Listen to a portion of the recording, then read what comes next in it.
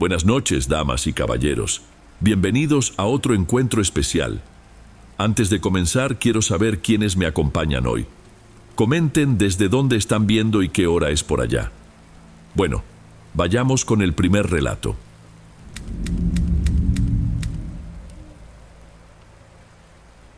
Hay sonidos cuyo valor solo entiendes cuando ya no están. El ruido de la llave girando en la cerradura al final del día, los pasos de las niñas corriendo sobre el piso de parqué, la voz de mi esposa que llegaba desde la cocina.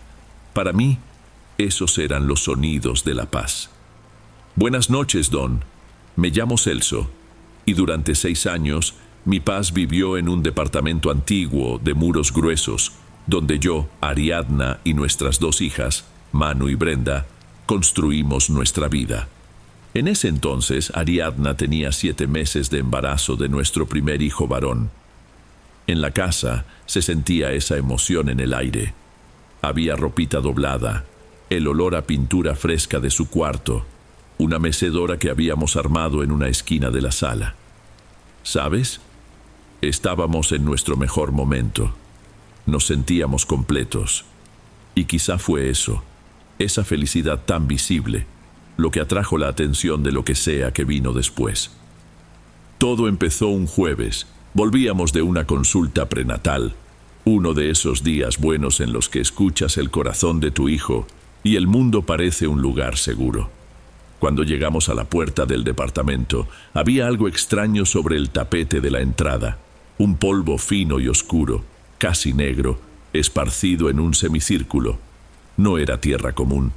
Tenía un olor raro, una mezcla de óxido y tierra mojada, algo que no tenía sentido. Ariadna, con ese instinto de madre, enseguida me dijo que lo limpiara. ¡Qué asco, Celso! Alguien debió de haber tirado algo.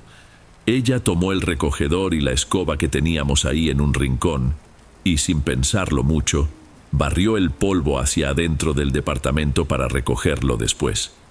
Yo me quedé mirando, tratando de entender. ¿Una broma de mal gusto? ¿Algún vecino nuevo y descuidado? Limpiamos. No volvimos a hablar del tema y la vida siguió. Poco sabíamos que acabábamos de abrirle la puerta. En los días siguientes la vida retomó su ritmo normal y el recuerdo de aquel polvo se fue borrando, convirtiéndose solo en una de esas cosas raras que pasan y uno olvida. O al menos eso intentaba convencerme a mí mismo. La primera señal de que las cosas no volverían a la normalidad llegó el domingo. Habíamos pasado la tarde en casa de mi suegra y regresamos ya casi de noche. Apenas abrí la puerta, escuché el sonido de la televisión encendida en la sala. Estaba a un volumen bajo, en un canal cualquiera de ventas. Miré a Ariadna. ¿Tú la dejaste prendida? Ella frunció el ceño, negando con la cabeza. Claro que no. El último en salir fuiste tú con las niñas. No recordaba haberla dejado encendida, pero con el ajetreo de alistar a 2 niñas, quién sabe. Quizá Manu apretó el botón sin querer. La apagamos, guardamos las cosas y el asunto murió ahí. Pero la duda me quedó rondando. Unos días después, un martes, pasó lo mismo con la luz de la cocina. Yo siempre era el último en salir para ir al trabajo. Tenía todo un ritual: revisar el gas, las ventanas, apagar todas las luces, una por una. Era una manía. Y aún así, cuando volvimos por la noche, la luz de encima del fregadero estaba encendida, sola. En ese momento, no le comenté nada a Ariadna. ¿Para qué? Ella ya estaba más cansada por el embarazo, no quería crearle una preocupación que, en el fondo, yo mismo creía que eran ideas mías. Debía haberla olvidado. Solo podía ser eso. Pero quien empezó a mostrarme que no era así fue Simón, nuestro gato. Él siempre fue un animal sociable, dormía con nosotros, pedía cariño. De repente, cambió. Pasaba la mayor parte del tiempo escondido debajo del sillón, y lo más extraño era cuando salía. Lo encontraba parado a mitad del pasillo, inmóvil, con la mirada fija en una esquina vacía del techo. El pelo del lomo se le erizaba, las orejas hacia atrás. Una noche yo estaba solo en la sala. Ariadna y las niñas ya se habían ido a dormir. Simón estaba en mi regazo, pero saltó de repente. Se quedó en medio del tapete y soltó un gruñido bajo, un sonido que nunca le había escuchado, en dirección a la puerta del cuarto de las niñas. La puerta estaba cerrada. No había nadie ahí. Se quedó mirando esa puerta cerrada como si estuviera viendo al peor enemigo de su vida del otro lado. En ese instante lo supe. No era yo quien olvidaba las luces encendidas. Había alguien más en nuestra casa. A partir de esa noche, el silencio de nuestro departamento cambió. Dejó de ser tranquilo y pasó a ser un silencio tenso. Cualquier crujido del piso de parqué, cualquier ruido del departamento de arriba, me ponía en alerta. Empecé a hablar con Ariadna sobre lo que pasaba, pero intentaba que pareciera poca cosa. Ella estaba de acuerdo en que era extraño, pero con el embarazo avanzando, su mente estaba en otra cosa. Y yo no quería ser el tipo que la aterrorizaba dentro de su propia casa. La barrera de la negación se rompió por completo un viernes. Habíamos salido a cenar, una de esas raras noches solo para nosotros. Antes de irnos, revisé la casa 2 veces. Todo estaba apagado, cerrado, en orden. Cuando volvimos, unas 2 horas después, un olor penetrante a lavanda y cera quemada inundaba el pasillo de nuestro piso. Era el olor de las velas que le gustaban a Ariadna. Se me revolvió el estómago. Abrí la puerta y el olor era insoportable. En la mesita de centro de la sala, donde no había nada cuando salimos, 3 velas aromáticas estaban encendidas, quemándose sobre la madera. La cera de colores ya se había derretido y formado charcos gruesos y extraños sobre el barniz. Fue la primera vez que sentí miedo de verdad, porque eso no era un olvido.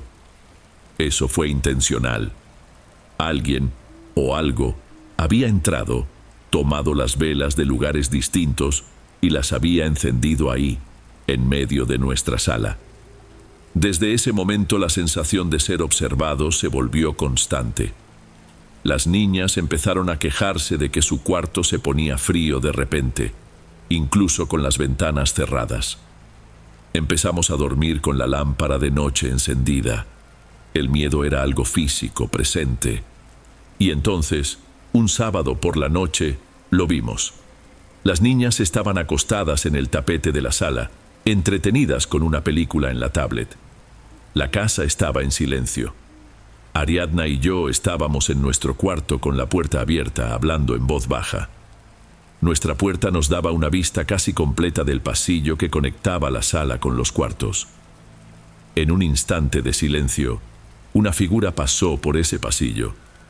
Fue rápido, una sombra, una silueta baja, oscura, de la estatura de Manu, nuestra hija de 6 años. Se movió a una velocidad que no era natural, viniendo desde la cocina y desapareciendo hacia adentro del cuarto de las niñas. El detalle más aterrador es que la puerta de su cuarto estaba cerrada. La figura no la abrió, simplemente la atravesó. Ariadna y yo dejamos de hablar al mismo tiempo. Nos miramos. Su rostro estaba pálido. No necesitó preguntar, vi en sus ojos que había visto lo mismo que yo. En un segundo, ya estaba de pie, corriendo. Miré a la sala.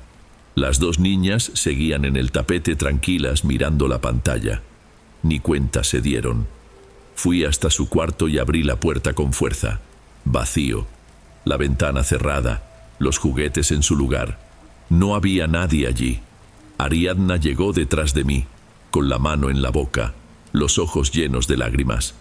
Esa sombra no solo estaba de paso, tenía un destino, el cuarto de nuestras hijas. Esa noche, nadie durmió.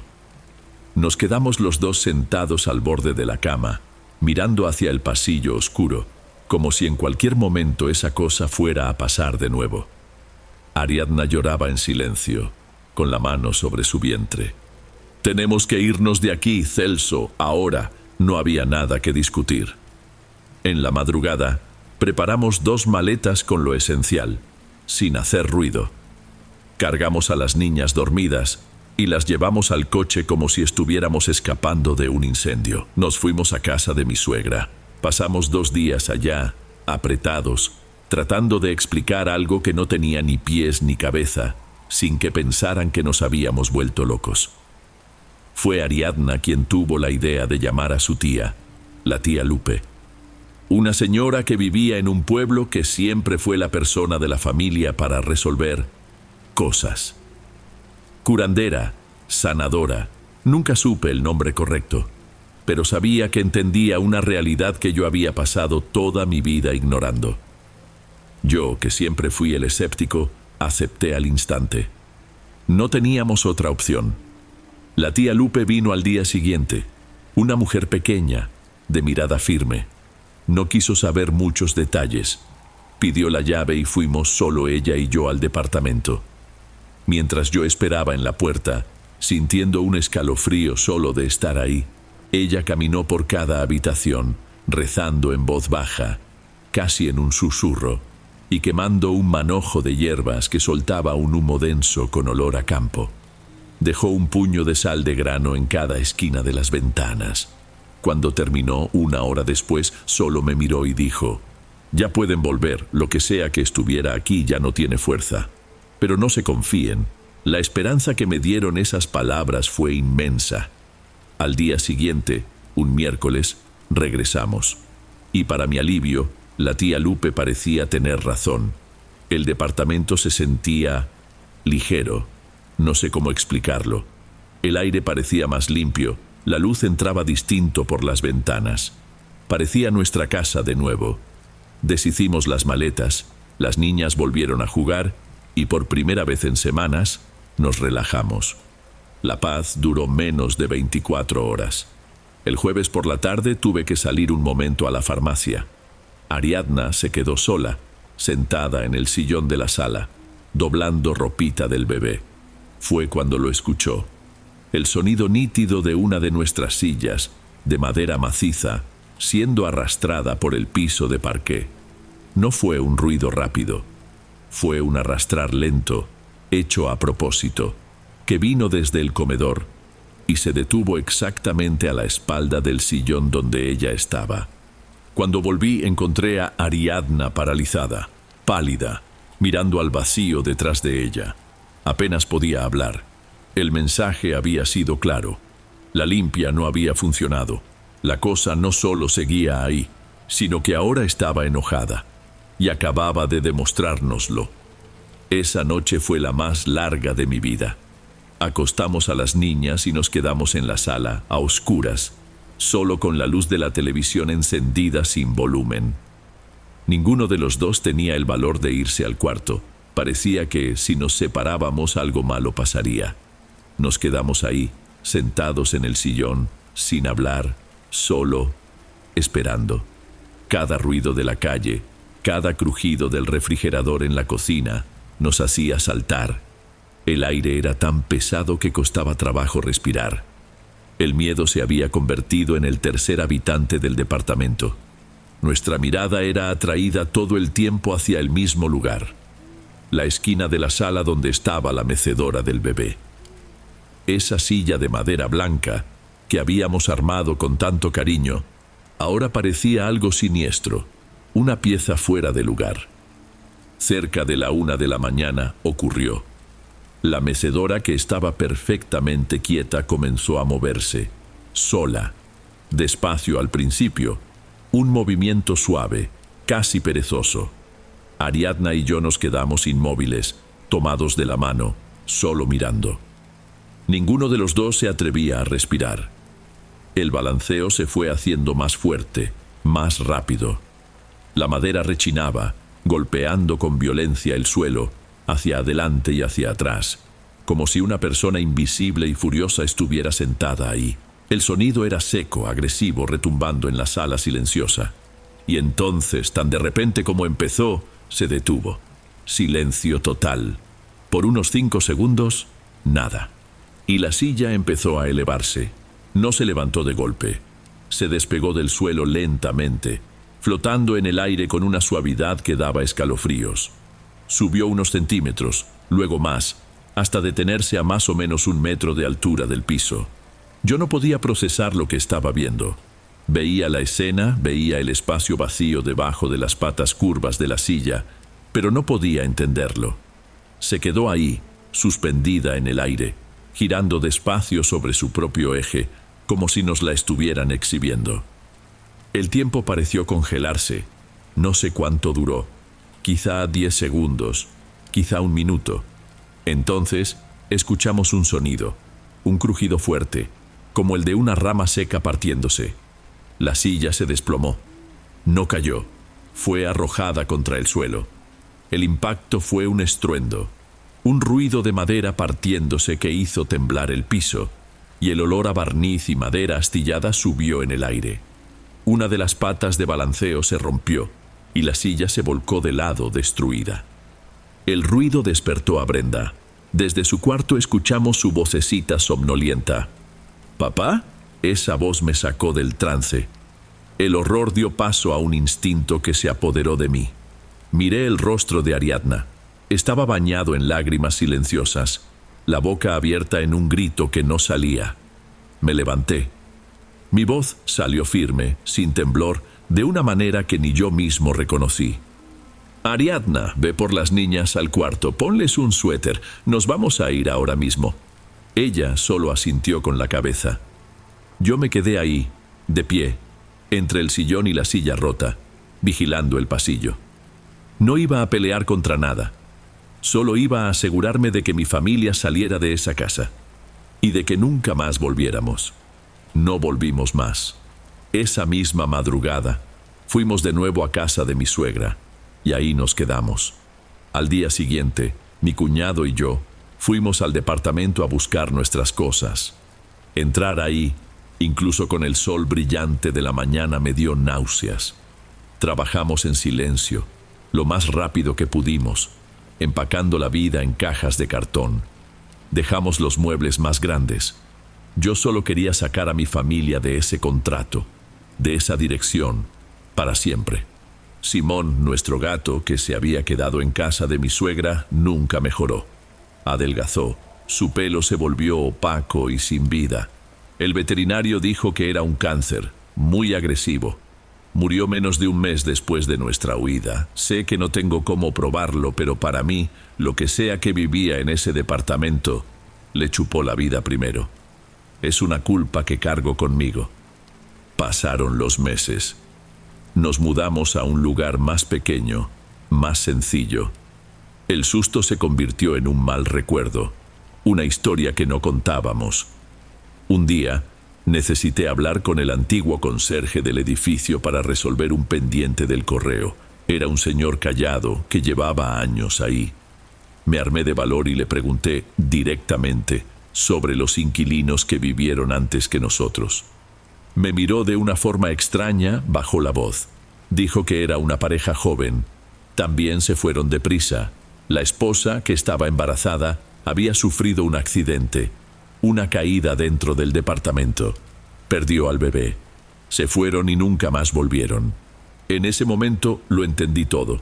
No era contra nosotros. No era algo al azar. Esa cosa en ese lugar no espanta. Casa. Y casa la vida que está por comenzar. No huimos de un fantasma.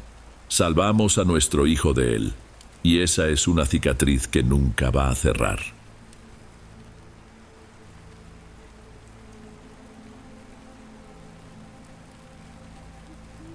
Antes de pasar al siguiente relato, asegúrate de estar suscrito al canal y de haber activado la campanita para recibir las próximas historias.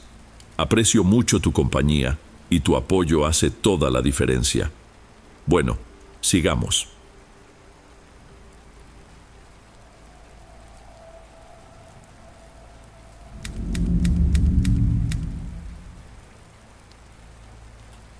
¿Sabes cuándo dicen que el amor se acaba? La gente se imagina algo lento, que se va desgastando con las peleas, con la rutina.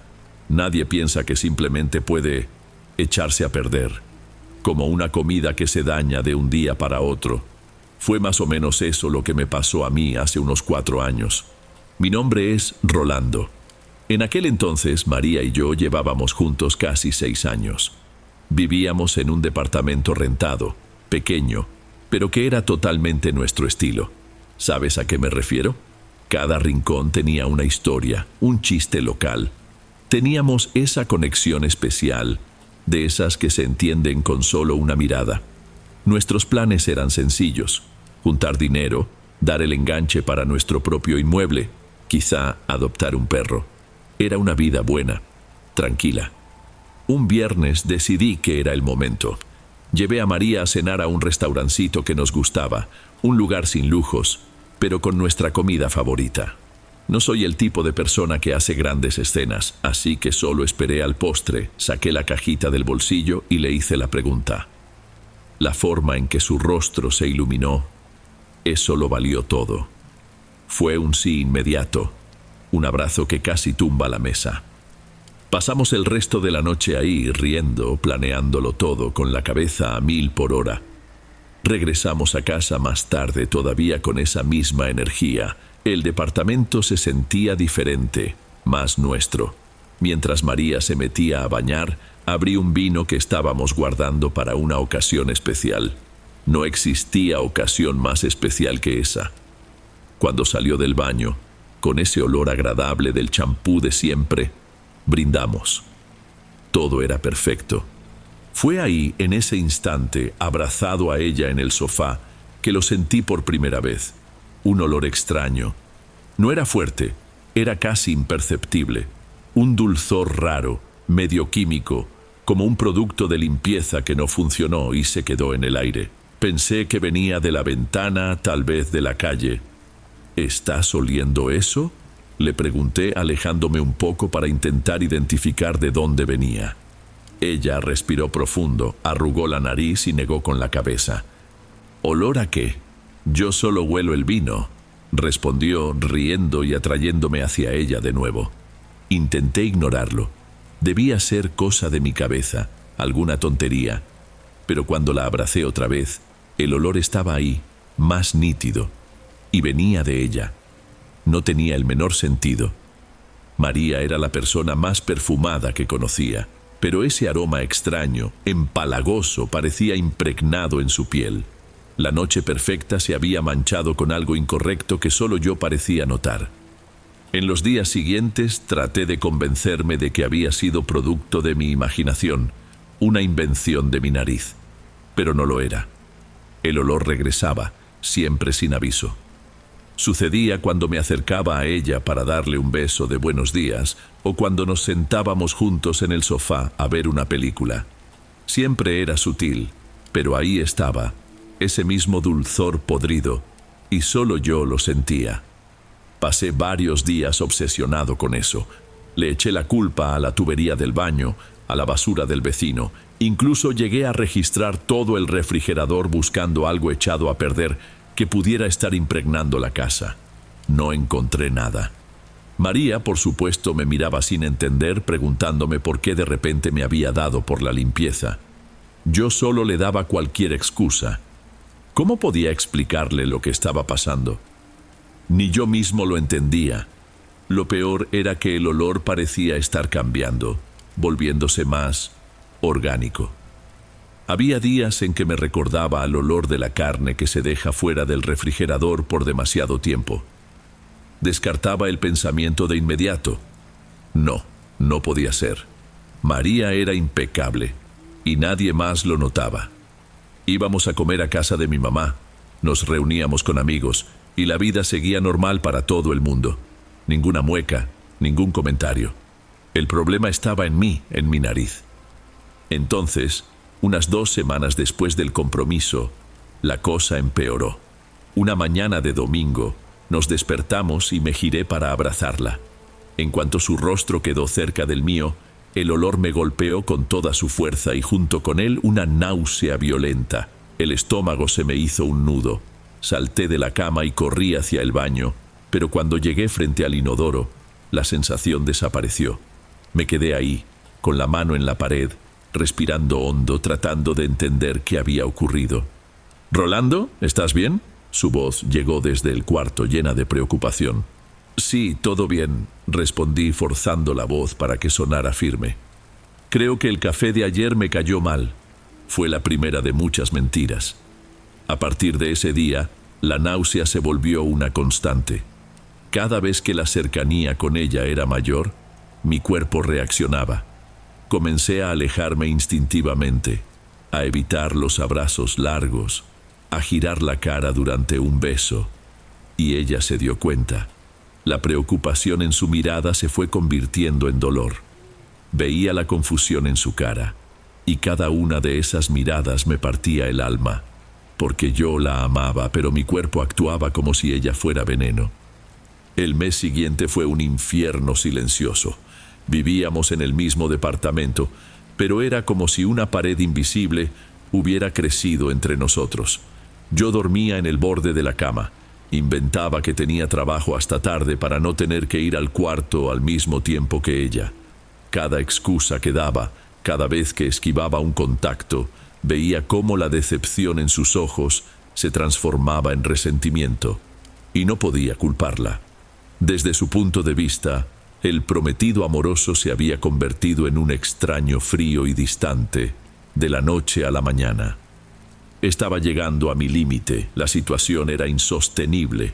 Una noche de jueves, después de una cena en la que apenas intercambiamos 2 palabras, decidimos que necesitábamos hablar, intentar rescatar lo que teníamos. Había una determinación en mí, un deseo de luchar contra eso que me dominaba. Iba a ignorar el olor, a controlar la náusea. No iba a perder a la mujer de mi vida por una locura de mi cabeza. Fuimos al cuarto. El ambiente era tenso, pero había una esperanza ahí. Respiré profundo y me acerqué a ella. El olor estaba presente, más fuerte que nunca, y mi estómago protestó, pero me obligué a continuar. Necesitaba romper esa barrera. Toqué su rostro, su cabello, todo parecía normal. Por un segundo, sentí un alivio inmenso. Tal vez estaba pasando. Entonces mi mano bajó por su espalda, y fue ahí cuando el mundo se vino abajo. Su piel se sentía suelta. No era piel de verdad. Estaba húmeda, floja, como si no estuviera pegada a los músculos. La textura era lisa y al mismo tiempo porosa, como un trozo de panza de res que compras en la carnicería. En el momento en que mis dedos se deslizaron, sentí que su piel cedía, como si se convirtiera en una masa húmeda bajo mis dedos. Retiré el brazo de un tirón, como si hubiera tocado algo hirviendo. Me quedé sin aire. Me miré los dedos, esperando ver un pedazo de piel ahí, pero no había nada. Mis manos estaban limpias. ¿Qué te pasa? La voz de María era una mezcla de susto e irritación. No podía responder. Solo la miraba a ella, a mis manos, a su espalda de nuevo. Con la mano temblando, encendí la lámpara de la mesita de noche. Su piel estaba perfecta, lisa, sin ninguna marca, normal. ¿Te lastimé? Fue la única estupidez que pude decir. Ella se sentó en la cama con el rostro serio. ¿Lastimarme? Rolando, me soltaste como si tuviera una enfermedad. ¿Qué está pasando contigo? Y me derrumbé. Las palabras salieron atropelladas, un torrente, contándolo todo de una vez.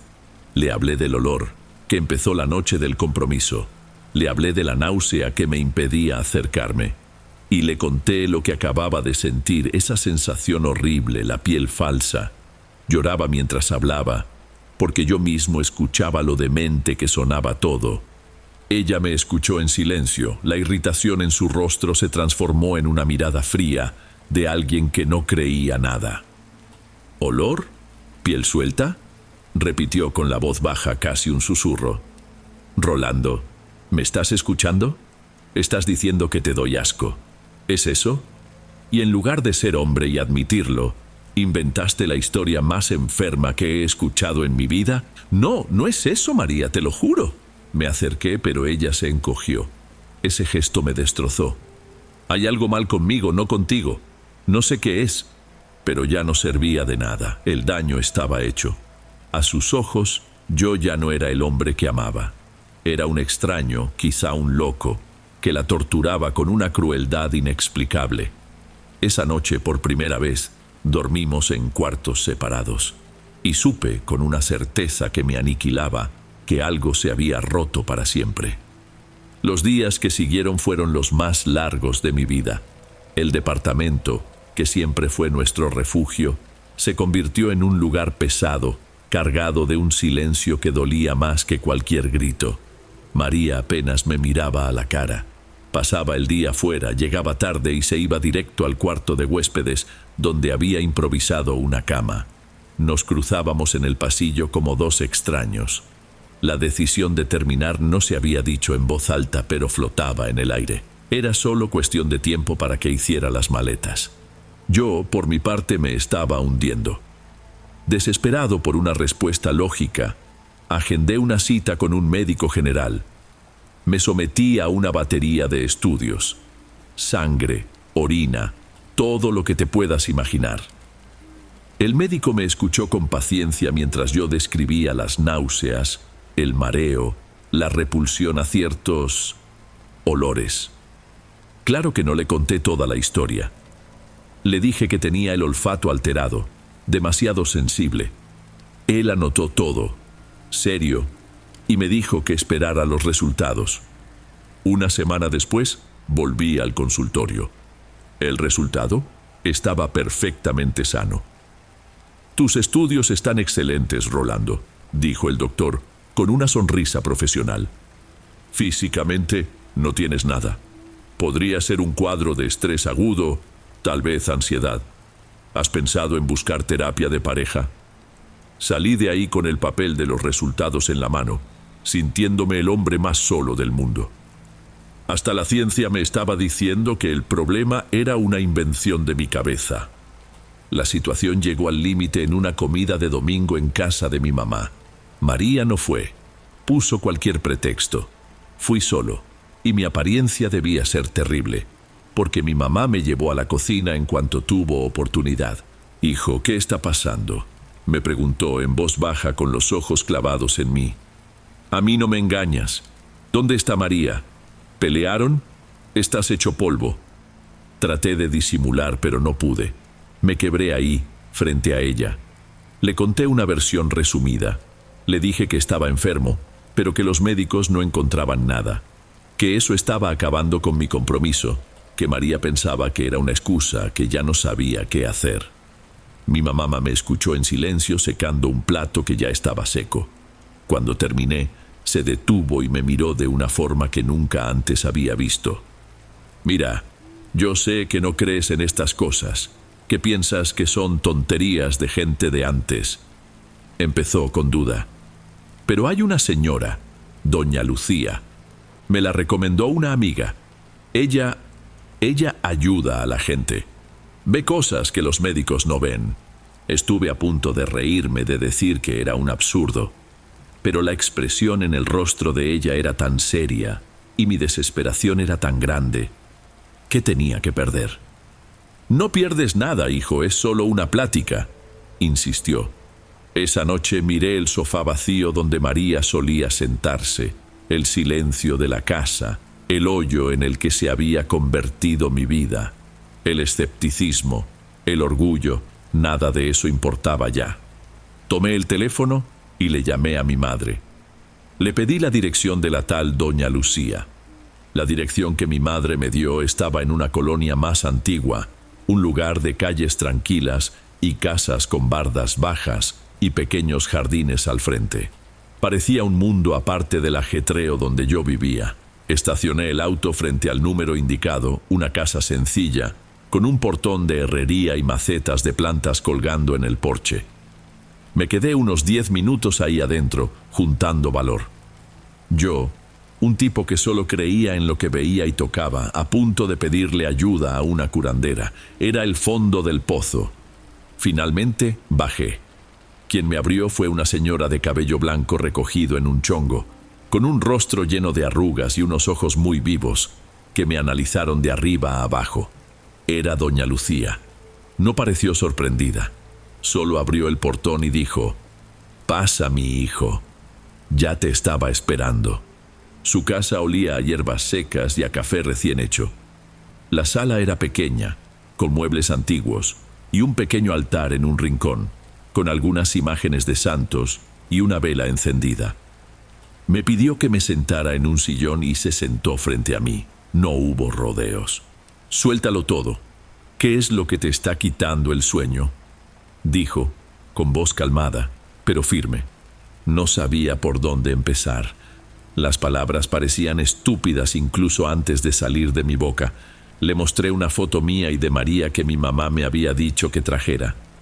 ¿Es por ella?, pregunté con un hilo de voz. ¿El problema es con ella? Doña Lucía tomó la foto, la miró por un instante y la colocó sobre una mesita de centro. Luego, tomó un vaso de vidrio liso, lo llenó con agua de la llave y lo puso encima de nuestra imagen. Encendió otra vela, blanca, y la fijó junto al vaso. No hizo ningún espectáculo. Solo cerró los ojos y comenzó a rezar en voz baja, tan bajo que no entendía las palabras. Era un murmullo constante, casi una canción de cuna. Me quedé ahí, mirando el vaso de agua, sintiéndome un completo idiota. ¿Qué esperaba? ¿Que el agua cambiara de color? ¿Que saliera humo de ahí? No pasaba nada. El agua seguía transparente. La vela se consumía lentamente. Después de unos minutos que parecieron una eternidad, dejó de rezar y abrió los ojos. Señaló el vaso con la barbilla. «Mira bien, hijo». Me incliné. El agua, antes cristalina, ahora estaba turbia. No sucia, sino opaca, como si una neblina lechosa se estuviera formando lentamente dentro del vaso, subiendo desde el fondo. Pequeñas burbujas de aire comenzaron a pegarse en la pared del vidrio. «¿Qué es esto?», pregunté mientras el escepticismo desaparecía para dar paso a un escalofrío. Doña Lucía suspiró, un suspiro pesado, cansado.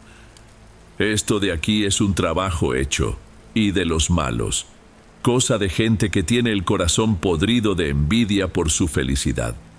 Les lanzaron un hechizo de separación. Mi corazón se aceleró. Entonces era real, no estaba loco.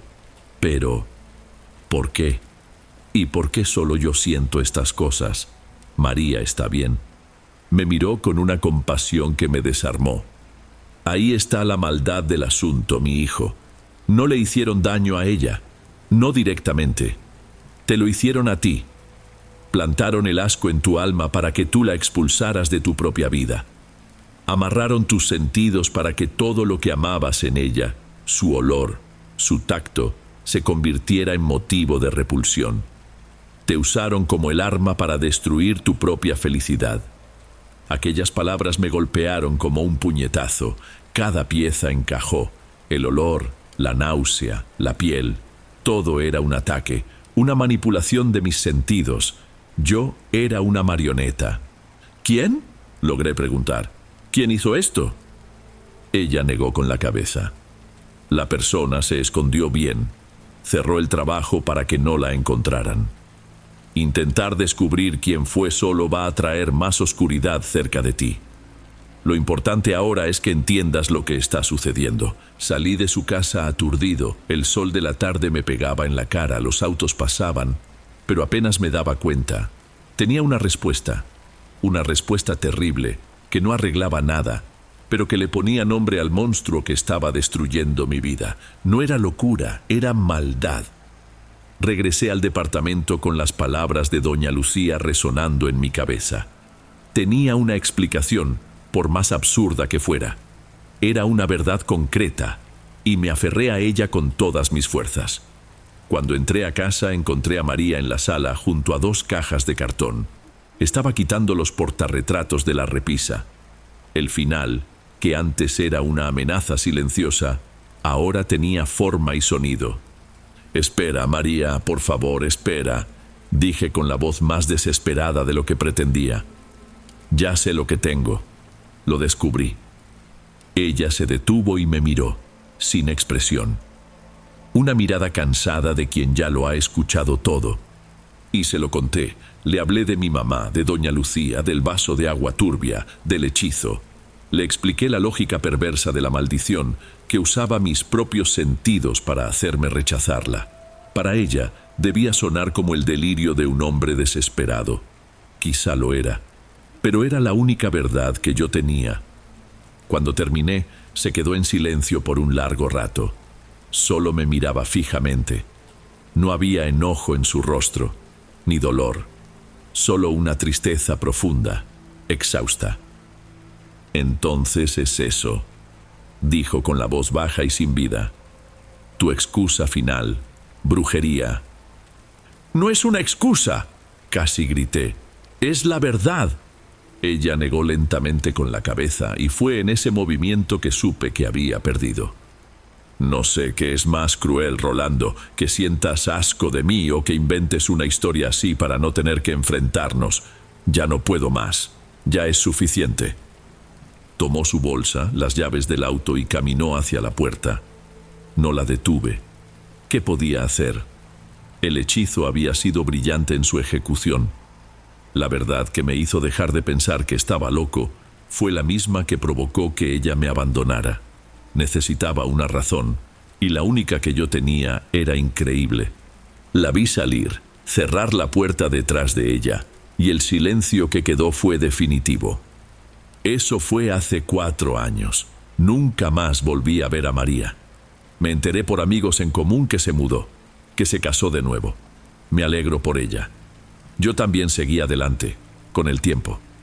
Después de un rato, conocí a otra persona y la pesadilla nunca se repitió. Mis sentidos volvieron a la normalidad. Pero nunca lo olvidé. Hasta hoy, en noches de insomnio, repaso la lista de invitados de nuestra fiesta de compromiso. ¿Quién podría tener tanto odio escondido detrás de una sonrisa? Recuerdo la forma en que una prima de María me miró esa noche, una sonrisa que no le llegaba a los ojos. Probablemente es solo cosa de mi cabeza, pero la duda nunca se va. La envidia es un veneno silencioso. Doña Lucía tenía razón. El trabajo estuvo bien hecho. No dejó rastros, solo una vida que no sucedió. Nos destruyeron sin necesidad de levantar un dedo en su contra. Solo necesitaron convertirme en el arma del crimen, y funcionó perfectamente. Todavía hoy, cuando huelo un perfume demasiado dulce o el olor de la carne que se quedó fuera del refrigerador, una parte de mí se tensa, esperando que la náusea regrese.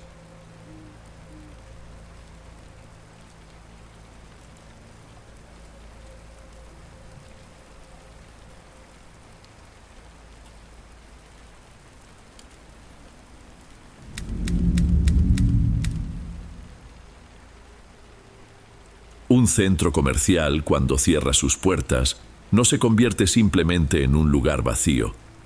Se transforma en otra cosa, en un cascarón hueco donde los ecos del día todavía flotan en el aire. Lo sé perfectamente. Me llamo Ramírez, y hasta hace poco más de un año, mi trabajo era ser el único testigo de esa metamorfosis, noche tras noche. Yo era velador en uno de esos complejos gigantescos, de los más antiguos de la zona, con pasillos que parecían no terminar nunca. De día, aquello era un hervidero de gente, un bullicio constante de música, anuncios y miles de conversaciones que se enredaban unas con otras. Pero cuando la última cortina de acero descendía, con ese estruendo pesado, el lugar moría. El piso de granito, pulido hasta parecer un espejo oscuro, multiplicaba mi reflejo y con él la sensación de que yo era el único ser vivo ahí dentro. Cada uno de mis pasos retumbaba como si un gigante estuviera caminando conmigo. Mi rutina era un mapa grabado en la memoria. Empezaba por los estacionamientos subterráneos, fríos y callados. Subía por los 3 pisos de tiendas y terminaba en el área de comida, donde un ligero olor a grasa y a producto de limpieza todavía flotaba en el ambiente. Un recorrido que ya cumplía casi dormido. Y fue justo en ese piloto automático que las cosas comenzaron a filtrarse. Eran detalles pequeños, casi insignificantes. Un murmullo que siempre me convencía a mí mismo de que era el sistema de ventilación. Otras veces sonaba como una plática muy baja, venida de muy, muy lejos, como si atravesara las paredes de una de las grandes tiendas departamentales allá al fondo del pasillo. Al principio no le daba importancia. Un edificio de este tamaño tiene vida propia por la noche, pensaba. Los metales se dilatan y crujen con el cambio de temperatura. El aire corre por los ductos. Y, seamos honestos, el cansancio de las 3 de la madrugada es el terreno perfecto para la imaginación. Yo solo quería terminar mi ronda, registrar en la bitácora que todo estaba sin novedad e irme a casa. Pero los sonidos no cesaban. Ocurrían siempre en el mismo tramo del segundo piso. Eran tan sutiles que si me detenía y me concentraba para escucharlos, desaparecían. Solo se manifestaban en el movimiento, en la distracción, casi como si supieran que estaba intentando atraparlos. Mis compañeros también los oían. El mayor de ellos, un señor a punto de jubilarse, lo llamaba la respiración de la plaza. Para él, era solo una parte más del trabajo. Yo creía que era una forma poética de lidiar con el hecho de que ese silencio absoluto podía volver loco a cualquiera. Uno se acostumbra a lo extraño, o al menos finge que se acostumbra para poder seguir adelante. Y así seguí en esa rutina convenciéndome de que todo era normal durante unos 4 o 5 meses más. Hasta una noche de lunes, de esas particularmente lentas, en que cada minuto parece pesar una tonelada. Eran cerca de las 2 de la mañana y yo estaba finalizando la ronda en el último nivel, el del área de comida. Desde arriba, apoyado en el barandal de cristal, uno tiene una vista panorámica del pasillo principal del piso de abajo. Y fue ahí, mirando hacia ese vacío iluminado solo por las luces de emergencia, que lo vi. Fue cosa de un segundo, una silueta baja, pequeña, que cruzó el pasillo a una velocidad que no parecía humana. Corría de una forma extraña, medio agachada, y se movía en un zigzag rápido, como si esquivara a una multitud invisible. Parecía llevar varias capas de ropa, o algo que se sacudía mucho mientras la figura se desplazaba. Mi primera reacción no fue miedo, fue un chispazo de pura irritación. ¿Un chamaco que se escondió a la hora del cierre? ¿Un raterillo oportunista? Mi mente se fue directo al manual de procedimientos, al papeleo que tendría que llenar. No pensé en nada sobrenatural. Pensé en el trabajo extra que eso me iba a causar. «Central, aquí Ramírez», dije por la radio, la voz un poco agitada por la adrenalina. «Tuve un movimiento sospechoso en el sector 2. Voy a verificar». Ni siquiera esperé respuesta. Corrí hacia la puerta de las escaleras de servicio, esa de metal pesado que se esconde detrás de una isla de helados. Bajé los escalones de concreto de 2 en 2, el sonido ahogado de mis botas resonando en ese hueco. Podía ver el pasillo por una ventana estrecha a medio camino, y fue en ese vistazo que estuve casi seguro. La silueta pareció zambullirse en dirección a una de las tiendas de ropa para mujer, una de esas tiendas ancla con vitrinas enormes y varias entradas. Cuando finalmente llegué al pasillo, con el corazón latiendo más fuerte por el esfuerzo que por otra cosa, el silencio era total. Ese mismo silencio pesado de antes. Era como si mi carrera desesperada hubiera sido lo único que perturbó la paz de ese lugar. Como si nada, absolutamente nada, hubiera pasado. Me detuve frente a la tienda, respirando hondo, sintiendo el aire helado del aire acondicionado central llenar mis pulmones. Me fui acercando despacio, como si el sonido de mis pasos pudiera asustar a lo que fuera que estuviera allá adentro. La tienda estaba a oscuras, a excepción de esa lucecita de emergencia que le daba un color extraño a todo en el fondo. Las puertas de cristal estaban cerradas, y la reja de metal, esa de tipo acordeón y pesada, estaba bajada y asegurada al piso. Forcé la manija. No se movió ni 1 milímetro. Revisé los cerrojos laterales en el suelo, intactos. Saqué mi linterna de luz potente y apunté hacia adentro. El haz de luz se deslizó por el ambiente silencioso. Recorrió los estantes de ropa, los mostradores, y se detuvo en los maniquíes. Siempre me habían dado una sensación extraña. Detenidos en esas poses artificiales, con sus ojos de vidrio sin expresión, parecían los únicos habitantes de ese mundo nocturno. Uno de ellos llevaba un vestido de fiesta lleno de lentejuelas, que brilló cuando la luz pasó por encima. Todo parecía normal, inmóvil, muerto. Le di la vuelta completa a la fachada de la tienda. Ninguna marca de que la hubieran forzado, ningún cristal roto. El panel de la alarma, visible cerca de la entrada, parpadeaba con su lucecita verde, mudo y tranquilo. Y fue ahí que la vergüenza me invadió. Empecé a sentirme como un idiota. Corriste escaleras abajo por una sombra, Ramírez, pensé. Era obvio que no había visto nada. Un reflejo en el piso pulido, el faro de un coche en la avenida que se coló por un tragaluz. Cualquier cosa era más probable. Aún así, por puro protocolo y para no recibir un regaño de don Mauro después, saqué el celular. Si alguien a la mañana siguiente reportaba que algo faltaba, yo tendría la prueba de que revisé y que todo estaba perfectamente cerrado. Abrí la cámara, encuadré el frente de la tienda, asegurándome de que los cerrojos y las puertas fueran visibles. El flash rebotó en el cristal. Foto tomada. Ya me estaba dando la vuelta para continuar la ronda, más aliviado por no tener que lidiar con un problema real que por otra cosa. Pero cuando di el segundo paso, algo me hizo detenerme. Por un instante, tuve la impresión de que el brillo del vestido de fiesta había temblado de una forma rara, como si la luz de emergencia hubiera reflejado en algo que se movió. Fue una duda tonta, un no es posible, pero que me forzó a girar. Me quedé en el mismo lugar y para salir de dudas, tomé otra foto. Ni siquiera miré la imagen. Guardé el celular en el bolsillo y seguí adelante, decidido a olvidar esa carrera y la supuesta silueta. Las horas que siguieron fueron las más lentas de mi vida. Todavía sentía una ligera incomodidad, una punzada de vergüenza por haberme asustado con un espejismo. Esos murmullos lejanos regresaron y me sorprendí prestándoles más atención de lo normal. Pero nada de siluetas, nada de ventanas rotas. Solo el silencio y el crujido ocasional de la estructura del edificio. Cuando la primera luz del sol comenzó a asomarse por los tragaluces del centro comercial, yo ya estaba exhausto.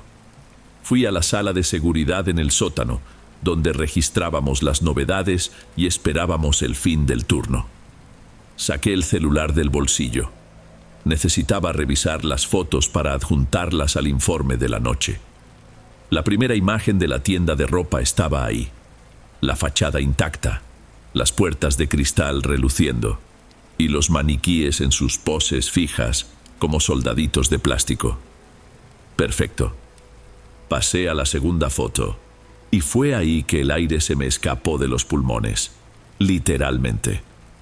No fue un susto de saltar, sino un shock que me hizo contener la respiración, como si un peso enorme hubiera caído sobre mi pecho. Al principio parecía igual, la misma tienda, las mismas puertas, el mismo maniquí del vestido de fiesta, pero no lo era.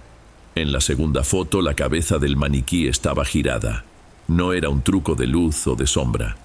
En la primera imagen estaba con la cabeza recta, mirando hacia el frente, como todos los demás.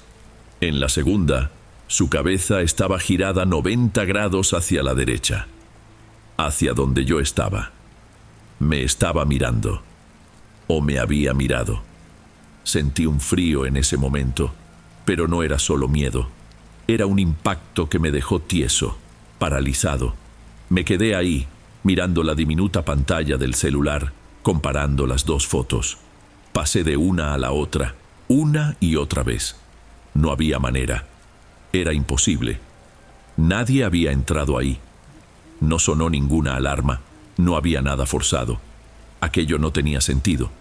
Mi cerebro, que hasta entonces operaba en modo automático, intentaba desesperadamente encontrar una lógica, pero no hallaba nada. Las voces lejanas que oía por la noche, la silueta corriendo, todo aquello que yo había racionalizado, de repente adquiría un peso absurdo, un significado siniestro. No era eco, no era la ventilación, era real. Y la prueba estaba ahí, en mis manos, congelada en la pantalla del celular. La plaza no estaba vacía por la noche. Yo no estaba solo. Y de alguna forma inexplicable, ese maniquí se había percatado de mi presencia. Pasé unos buenos 10 minutos ahí, paralizado, solo alternando entre las dos fotos. Con cada cambio, el estómago se me hundía un poco más. La alarma de mi reloj sonó, avisando que faltaba poco para el cambio de turno. El personal del día ya debía estar llegando. Tenía que decidir qué hacer. Si reportaba aquello, Maniquí giró la cabeza solo. Me convertiría en el hazmerreír. En el mejor de los casos, me mandarían a tomar unas vacaciones forzadas. Si no decía nada y no se ocurría algo más grave, la culpa sería mía. Fue el miedo a ser culpable lo que venció al miedo al ridículo. Cuando llegó don Mauro, con la misma cara de sueño de siempre y un vaso de café en la mano, yo ya lo estaba esperando en la puerta de la sala. Él era el supervisor general, un hombre cercano a los 60 años que ya había visto de todo en esta vida y no se impresionaba con nada. «Buenos días, Ramírez. ¿Alguna novedad?», preguntó sin mucho interés, mientras se dirigía a su escritorio. «Buenos días, don Mauro, pues hubo algo, no sé muy bien cómo explicarlo». Mi voz salió más baja de lo que quería. Se detuvo y me miró por fin con esa expresión de quien ya se espera un problema. Le entregué el celular, ya con las dos fotos en la pantalla. Vi una silueta corriendo y metiéndose a esa tienda. Fui a revisar. Estaba todo cerrado con llave. Tomé estas dos fotos, por procedimiento, con unos segundos de diferencia. Don Mauro tomó el celular. Entrecerró los ojos para ver mejor. Deslizó el dedo por la pantalla, yendo y viniendo entre las imágenes. Lo hizo unas 5, 6 veces, en silencio. Lo único que se oía era el zumbido de la computadora vieja de la sala. Vi cómo su expresión cambiaba. No era miedo, era confusión, una irritación por algo que no cuadraba. «¿No te moviste entre una foto y otra?», preguntó, sin quitar los ojos de la pantalla. «No, señor, parado en el mismo lugar». «Juego de luces, un reflejo», murmuró más para sí mismo que para mí. La luz era la misma, don Mauro. Nada cambió, solo su cabeza. Finalmente me devolvió el celular y se pasó la mano por la cara, en un gesto de profundo cansancio. «Mira, Ramírez, esta plaza es vieja, tiene mucha historia, se oyen muchas cosas. No eres el primero que me habla de los maniquíes, y por eso mismo te digo, lo mejor que puedes hacer es olvidar esto», dijo serio. «Pon en el reporte verificación de actividad sospechosa en sector 2, nada constatado. Y ya, no vamos a removerle a esto, ¿entendido? No vale la pena». Yo solo asentí con la cabeza. ¿Qué más podía hacer? Me dio la espalda y se fue a atender sus asuntos. Y yo me quedé ahí, parado en medio de la sala, con el celular en la mano. La prueba de lo imposible se convirtió en un nada constatado en el papel. El día estaba comenzando afuera. La plaza volvía a llenarse, pero para mí, la noche nunca había terminado de verdad. No renuncié. Contra todas mis expectativas, continué en el trabajo. Habría sido más fácil, tal vez, si me hubiera ido e intentado olvidar todo. Pero no pude. Esas dos fotos cambiaron la forma en que veía mi propio turno, cómo veía ese lugar. El silencio ya no era solo silencio. Era una pausa, una espera. Las semanas siguientes fueron las más extrañas. Seguí haciendo mi ronda, checando mi tarjeta, llenando la bitácora. Por fuera, yo era el mismo Ramírez de siempre, pero por dentro me había convertido en otra persona. Ya no caminaba solo con la linterna y la radio. Mi celular estaba siempre en la mano, listo. Cada vitrina por la que pasaba, mis ojos buscaban primero a los maniquíes. Buscaba un dedo fuera de lugar, una cabeza milimétricamente inclinada, cualquier cosa. El miedo inicial se había convertido en una especie de obsesión. Necesitaba una prueba más. Necesitaba saber si había sido un evento aislado o si ellos sabían que yo sabía. La tienda de ropa de mujer seguía igual, noche tras noche. Los maniquíes, inmóviles. A veces pensaba que quizá don Mauro tenía razón, que me lo había imaginado todo. Hasta la noche anterior, era un jueves. Yo estaba en el primer piso, en el área de hombres. Me detuve frente a una tienda de trajes. Había un único maniquí en la vitrina, un hombre de plástico muy bien vestido, con una mano en el bolsillo del pantalón y la otra estirada a un lado del cuerpo, con la palma hacia abajo. Entonces lo sentí de nuevo, ese mismo impulso en la boca del estómago, esa certeza irracional de que necesitaba hacerlo. Levanté el celular y tomé una foto. Me quedé mirando al maniquí por unos 30 segundos, que parecieron una eternidad. No se movió, claro, pero tomé otra foto de todos modos. Regresé a la sala de seguridad con el corazón latiendo fuerte, una mezcla de miedo y expectativa. Abrí la galería. La primera foto, el maniquí perfecto, la mano abierta, relajada, a un lado del cuerpo. Abrí la segunda, y ahí estaba. Era casi nada, tan sutil que la mayoría de la gente no lo notaría, pero yo lo noté. En la segunda foto, el dedo meñique de la mano estirada estaba ligeramente curvado hacia adentro. Un arco minúsculo, casi imperceptible, como el inicio de un gesto para cerrar la mano. Sigo aquí, escribiendo esto desde mi celular, en la misma sala. Todavía faltan 2 horas para que termine mi turno, y ahora lo sé. No fue un caso aislado. Ellos saben, y yo ya no soy el vigilante de este lugar. Me he vuelto el público. Y lo peor es que creo que el espectáculo apenas está comenzando.